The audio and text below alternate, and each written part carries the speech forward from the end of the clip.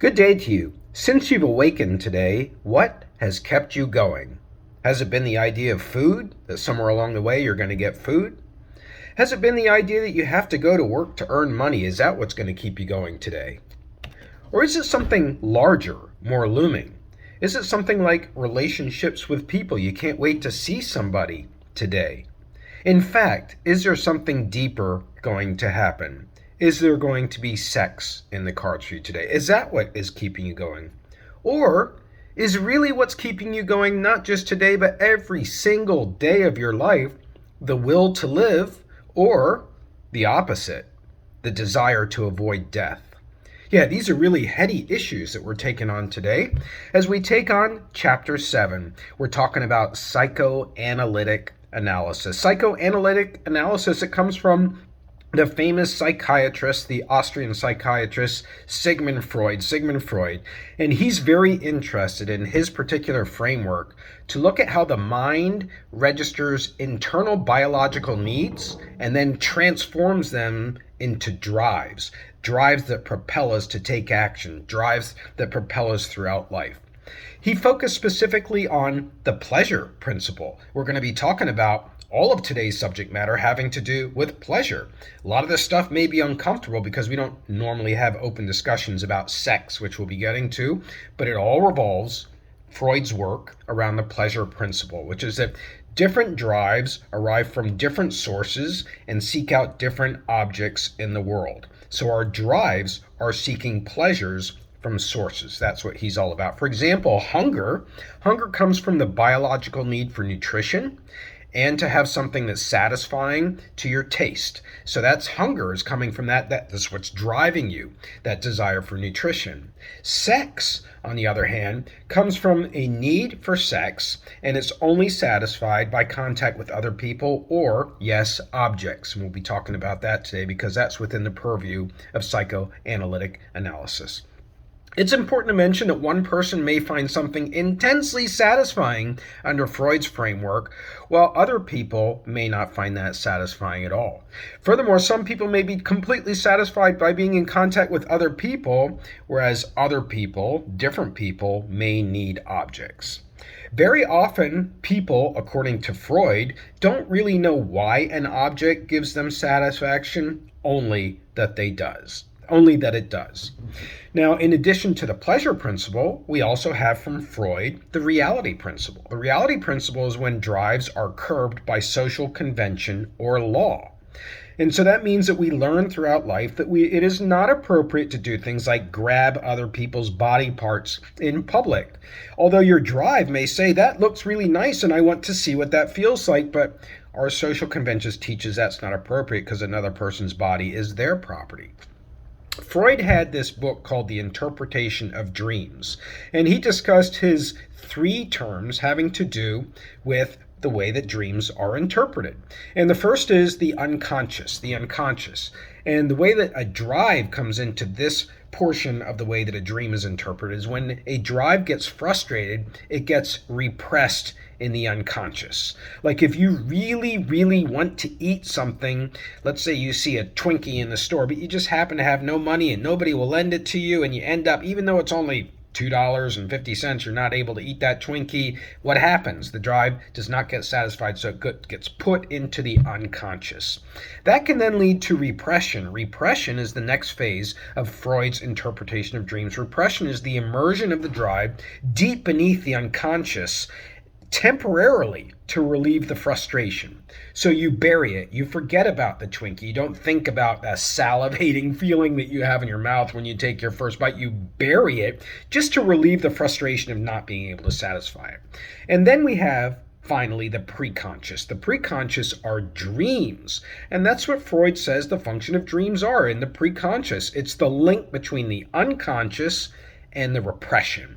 So it takes that event, seeing the Twinkie, wanting the Twinkie to satisfy that taste, and then not getting the Twinkie, and then burying it into your unconscious. That's where the preconscious links these two. And usually what happens is frustration. Frustration because you did not get to satisfy a desire. One of Freud's most interesting concepts is the Freudian slip. The Freudian slip, according to Freud, is when you say something that reveals a drive that you've been burying in your subconscious. You don't want to express it on your own, it just comes out. Like when you call your current amour, your current partner, by the name of somebody who you used to date. Freud would say, is that a slip? It's coming out that you still miss that person. That's what the Freudian slip is all about. It's revealing something that you're thinking, a drive that's deep within, and you don't want it to come out, but it accidentally does. Now let's talk about probably Freud's three most famous concepts in his psychoanalytic theory. And the first one is the id. Do you know about the id? The id is that drive that you have that is unfettered. It's primal. It's like horniness. It's like violence. It's like eating something and eating all of it in one bite. It's just outright an urge. That's really what an id is. It's an urge. It's a drive, but it comes out as urges. The id then is controlled by Freud's second concept, which is called the ego, also part of our mind. The ego keeps the id in check as the id becomes aware of reality. You may feel like you really have to relieve yourself sexually, but you know that you cannot go out into public and masturbate. That would be inappropriate. And so it's the ego that is keeping that in check and keeping you from doing that, and people get arrested for that kind of thing. Freud would say they did not have a well-developed ego that could keep their id in check. Next up, and finally, as Freud's third concept, we have the superego. The superego is what houses a person's understanding of morality. It's the next level in the process of the development of the mind when it comes to sex and death, the other motivation, where you realize what is appropriate in life because you develop a sense of morals. You realize that, yes, you may have a feeling in a video game of killing another person that may be a very satisfying drive that's being satisfied, but you cannot do that in life, not because social norms are preventing you, like the law is preventing you. That would be ego, but you have your own sense of morality. You realize that that is wrong. So all of this comes back to Freud as saying there's really only two drives in life. There's sex and death. Now let's move on to Freudian development. Freudian development believing that there are only two drives, sex and death. Sex plays a more prominent role, Freud says, than death. Other psychologists are going to argue the opposite. Sex plays a more important role, particularly because humans are born into a polymorphously perverse universe. What a saying, right? Polymorphously perverse universe. This isn't a universe where the ability to understand your sexual pleasure in many ways is possible. And Freud says actually there are three phases that human beings go through, starting with their infancy up into adulthood, three sexual phases. Remember, Freud believes sex is more important as a drive than death. So we've got the oral phase, O-R-A-L. This is a sucking phase. This is when the baby comes out of the womb, and the mothers usually either give a nipple to the baby, or they give a bottle to the baby. Some babies have a pacifier that they suck on. There's something that about the satisfaction of putting an object in the mouth. The toddler, the infant is learning about the world through their mouth. That's a sense, right? That's the oral phase. Next up is the anal phase, and this is where the human being becomes aware of that part of their body and that it does certain functions for the body, but it also has it's perfectly capable of accepting pleasure. Freud says that must be analyzed. And then the third phase in a person's sexual development, a sexual being who is polymorphous, can get sexual satisfaction from many areas in life, is the phallic phase. The phallic phase, the P-H-A-L-L-I-C phase. You know what a phallic symbol is, right? And this has to do with the admiration of a penis-looking like symbol. We're going to talk more about that. Freud says that people can become fixed during any one of these phases in their adult lives and not progress on to the next phase, and then that becomes a problem for their emotional and sexual development. One of Freud's most controversial concepts is the Oedipus Complex. The Oedipus Complex. So here's how this one goes. Okay, so the mother and a young boy have a relationship in the beginning, mother-son, but the son starts to grow up and develop a sexual desire for the mother, according to Freud, which leads to an Oedipus Oedipus. That's a Greek mythology figure. Oedipus, Oedipus is how you spell it. The Oedipus complex, where the father intervenes and prevents the mother from being a direct object of sexual desire to the son. Failure to give up this state through socially sanctioned activities can result in psychotic mental states, Freud says. That if the father doesn't step in and essentially protect the mother from the sexual desires of the son, the Oedipus complex, then there will be problems down the road. So mother and son hugging. I mean, you can take this in different directions. A lot of what I'm going to be talking about, or what I am talking about today, is necessarily going to be left to your own individual interpretations and, quite frankly, fantasy. It takes a lot of fantasy to take in and understand Freud. Now let's go to a contemporary of Freud, Jacques Lacan, the Frenchman. Jacques Lacan also studied human drives, and he said that it's more important to study the use of language than sex when you want to study an infant's development. He says that all drives are essentially the same drive, and that is the death drive. It's the death drive that is driving as much more than sex. And we need to look at language to get at that. Once a drive achieves its objective, Jacques Lacan says, it is not in fact satisfied forever. And that's because there is a triad that exists. There's a triad that exists according to Jacques Lacan. You've got a need. This is biological. It could be a need for warmth. It could be a need for embracing another human being. It could be a need for sex. It could be a need for death. He says you have a need, and then you have a demand. And this is where the need is made symbolic. There's that word from rhetoric that we used last time. So a child crying is a symbolic need, that they have a need for milk, perhaps, if they're a toddler. That's a symbolic need. If you have a need for sex, you put your arm around the partner. If you have a need to finally pass away because you are stricken with cancer and you've been laying in bed and you have no energy left to fight, you close your eyes, perhaps, as a symbolic demand for death to take you over. The third portion of the triad, according to Lacan, is the desire. And he called that an unquenchable learning. You ever have an unquenchable thirst? You're still thirsty and unquenchable. That's what Lacan is saying. Unquenchable yearning for love from a caregiver, which then leads to motivation once the parameters have been discovered. So you're constantly trying to seek, you could say, attention, seek affection, seek caregiving, that then leads you to a motivation to act upon that, wherein you learn the parameters of what it is. Like, when is the first time you tell somebody you love them? It's a risk, right? You're wanting to know if they're going to tell you you love them back. And so there are parameters there, and you may have sex before you tell them that you love them. It's very common today. And so the love part comes after the parameters have already been kind of established during sexual relations. Lacan also said that there are three orders of human experience, and you can read about those in more detail, but they cover 5 different dimensions of human experience. I know my signposting is confusing here. I'll let you sort that out in the readings. We want to talk about the first dimension, which is the imaginary dimension. And this is the dimension in which a child learns to make demands. It consists of chaotic images and sensory perceptions. Children don't have a verbal language in the beginning, so they're using imaginary language in a way. They're using their fingers, they're using their voicing, they're using their heads, they're using eye contact, they're crawling towards parents. This is the imaginary dimension. And then you have the symbolic dimension. The symbolic dimension is where the cultural order of meaning is maintained through words and symbols.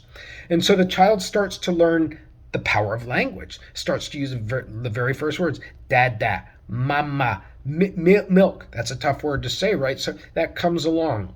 And during this phase, Lacan says, the child becomes the phallus. The child becomes the phallus. The phallus becomes a worshipable item by the child because it's the object of the caregiver's desire. But the child learns that the phallus symbol, the male penis, is not something that's obtainable. And that's because the child is thwarted through language and law and social convention. We're not talking here about child abuse. We're not talking here about incest. We're talking about people's sexual organs and drives as being symbolic of communication and drives. Next up according to Lacan, as a third dimension is lack, the lack. And that is the part of the self that is lost in the translation between the orders about what you're supposed to do and what you're not supposed to do. Have you ever tried to approach somebody that you want to be romantic with, again staying with the motivation of sex and romance, and you've been spurned, and then it's affected you afterwards? You felt off your footing. You felt like you don't know how to act after. You gotta wait to see what their lead is after that. That's that part of you that is lost, that lack dimension. Okay, so in fact, those were all of the dimensions, and essentially Lacan says that children who refuse to give up the request to become the phallus can suffer from psychoses, and yet children who give it up will have unfulfilled desires. There's a lot of really deep stuff in this chapter. I'm going to leave you to sort out on your own so that I don't mess with your head too much. But let's go on to psychoanalytic studies of media in particular now, moving beyond the theory. And we know that media are designed to appeal to the subconscious, right? Look at any beer ad and you can see sexy people in those advertisements on television or in a magazine or wherever. So psychoanalytic studies of media, using Freud and Lacan's terminology, have developed a term called phallocentrism. And this is where images of the penis in media carry connotations of power and dominance. It could be a gun, it could be a missile, it could be a flag post, it could be a bedpost. It's the idea that media content constantly contains phallocentric symbols. And usually a powerful father figure in media content is defined by having command of his phallus, so to speak, as a metaphor for his being, the phallus being that male testosterone. So according to Freud and Lacan, and this is something that you can feel free to reject, obviously, is the penis is playing a much bigger role in people's admiration and motivation and drive than a woman's vagina. And it's even called a phallic culture. And this is where the penis functions as the object of everybody's desire. That's what Lacan and more so Freud say. And so there are three areas that have developed with this central premise that the penis and the phallic symbol that you can find in media content is what everybody desires, because it represents strength and it represents malehood and it represents the ability to procreate. There are three areas of psychoanalytic studies that have been applied to film, specifically in the area of film. So the first area of film is called Apparatus Theory. And this is where the environment and the machinery of theater activates motivations among spectators. Which is to say, when you go into a movie theater, the screen is much bigger than life. The actual physical size of people on the movie screen are bigger than humans in real life. So we're watching that. We have a Dolby system. We have sophisticated lighting. We're in stadium seating. So all of this brings about a visual dominance. At the same time, your movement is restricted. You can't move around. You're stuck in that chair for that entire time. So actually, some people, Christian Metz is one of them, a scholar, compares the movie theater kind of like returning to the womb, where you're stuck in a place like you are in the womb, and all these sensory perceptions are taking place around you.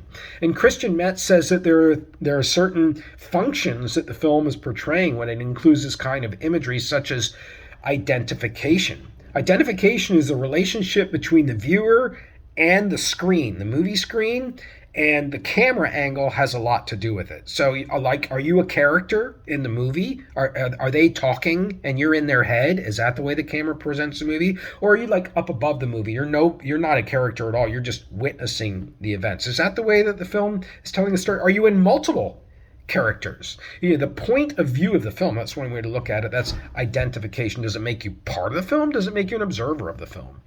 And then there is scopophilia, new word for you, scopophilia, scopophilia.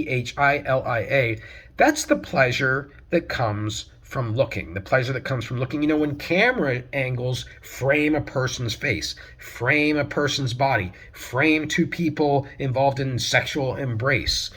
That's a chosen camera shot. The editor and the director and the producers, they have chosen to put that in the film to put the audience in a particular position of getting pleasure from looking. This then can lead to voyeurism. Voyeurism is the process of experiencing pleasure by watching a desired object or a desired person in distance, in secret. The idea is behind voyeurism is that the desire becomes stronger in a person when the object is at a distance and they are in secret.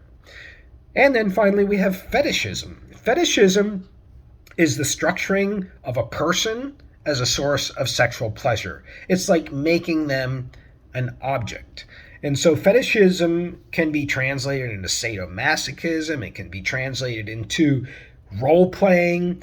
Fetishism is essentially taking another human being and making them an object of your desires rather than another person. So that's all part of apparatus theory. You know what apparatus is, right? It's when something is an extension of something else. So film is an extension of the mind is essentially what that's saying. Which leads us now to the male gaze. G-A-Z-E, the male gaze. This comes from Laura Mulvaney, who wrote Visual Pleasure and Narrative Cinema, a book in 1975. And she says that men are defined by the presence of powerful phallic symbols in media content, whereas women are defined by the opposite. Women are defined by the absence of a phallus.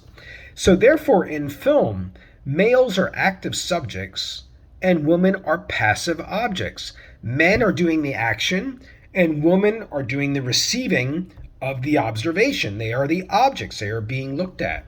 And so the concept male gaze refers to putting the audience in the eyes of a male and having them look at females in the film as if they are on display. So when a camera pans down a woman's back or zooms in on a woman's cleavage, as a for example, or on the back end of a woman, this is an example of camera work putting the audience in the position of the male gaze. It's where spectators are experiencing unconscious scopophilic pleasure. There's that word again, pleasure from looking. They don't have a choice. They're captive in that chair. Your eyes go where the camera goes. And you may be taught by society's norms that's not right. It's objectifying, but the camera is teasing you. It's tempting you. So female objects create tension because of the absence of their phallus. When we see them, according to this theory, something is missing. And therefore pleasure, sexual pleasure for some is sought by punishing women because they don't have a phallus. I know this is all very strange to think of for a lot of people, including myself. So you do not have to be a male to see film through the male gaze. You have only to be able to put yourself in the position of being a male and seeing the camera angles. All of this takes us to our last concept in the application of psychoanalytic studies to film, and that is fantasy. Fantasy. This comes from Elizabeth Cowie, her book Fantasia in 1984, and she says that fantasy is a mental representation of conscious or unconscious wish fulfillment. So you want to fulfill a wish, but you can't. The reality says you can't, so you engage in fantasy. And fantasy is born in the moment, actually, that the child suckles, because the child is fantasizing about latching onto the nipple, and so they suck on the thumb. So fantasy is that expression, in other words, of a subconscious that has been left unsatisfied. So all of this gets at what is going to be the beginning of 3 chapters in a row, continuing to discuss the importance of sex in media content and how it impacts us. We've just taken on Freud's psychoanalytic development. We'll be moving on to feminism and eroticism and queerism. We actually have 4 more chapters that address this in the class as we take on this new sort of different level of thinking about media content. Have a great day.